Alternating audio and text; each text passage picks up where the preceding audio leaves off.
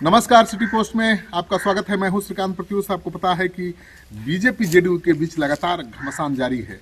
नया नया मुद्दा बीजेपी जेडीयू के नेता खोज लेते हैं, लड़ने का बहाना ढूंढते रहते हैं। ऐसा लगता है सम्राट अशोक पर तो राजनीति हो ही रही है। एमएलसी की सीटों के लिए जो चुनाव होना है उसको लेकर भी घमासान जारी है, और अब मदरसा पर नीतीश कुमार के मंत्रियों ने हमला बोल दिया है।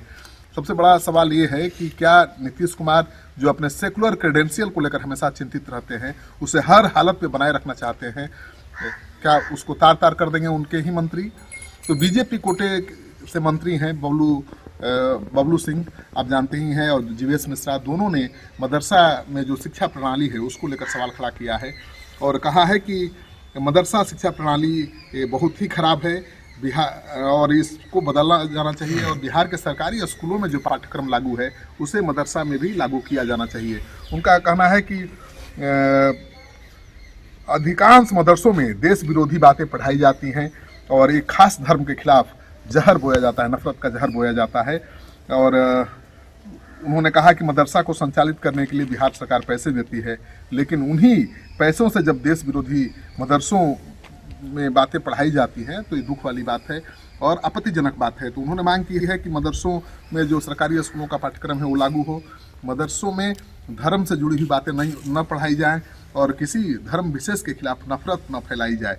नीरज कुमार ने मदरसों की निगरानी की मांग करते हुए कहा है कि वहाँ वही पढ़ाई जानी चाहिए जो बिहार के स्कूलों में पढ़ाया जाता है, और बच्चों को अच्छी शिक्षा मिले और देश में नफरत न फैले, इसके लिए सरकार द्वारा तय जो पाठ्यक्रम है उसको ही पढ़ाना अनिवार्य कर देना चाहिए।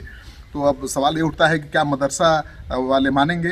अल्पसंख्यक समाज जो सरकारी स्कूलों में पाठ्यक्रम लागू है उसे अपनाने को तैयार होंगे?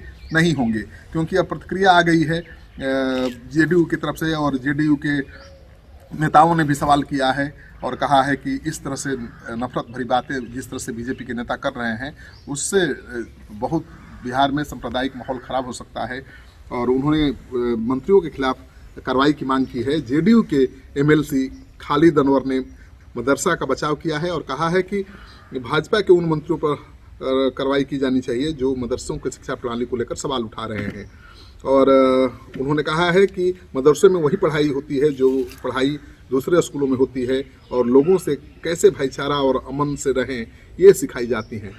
तो अब कांग्रेस को मौका मिल गया है, बीजेपी जेडीयू के नेता आमने सामने हैं, तो कांग्रेस भला चुप क्यों बैठेगी? उसने नीतीश कुमार से सवाल पूछा है कि क्या उनके जो मंत्री बयान दे रहे हैं मदरसों के खिलाफ उसमें उनकी सहमति है? अगर सहमति नहीं है तो उनके खिलाफ कार्रवाई क्या की जा रही है ये नीतीश सरकार बताए। तो ये भाजपा कोटे के मंत्री हैं, इनके खिलाफ भला नीतीश कुमार क्या कार्रवाई कर पाएंगे? बड़ी मुश्किल बात है, और कार्रवाई नहीं करेंगे और इसी तरह से ये बयान देते रहेंगे तो उनके सेकुलर क्रेडेंशियल का क्या होगा, ये सबसे बड़ा सवाल है। इस वीडियो को ज़्यादा से ज़्यादा लोगों के साथ शेयर करिए। अगर आपने अब तक हमारा चैनल सब्सक्राइब नहीं किया है तो कर लीजिए। आपका सहयोग समर्थन सिटी पोस्ट के लिए बहुत मायने रखता है।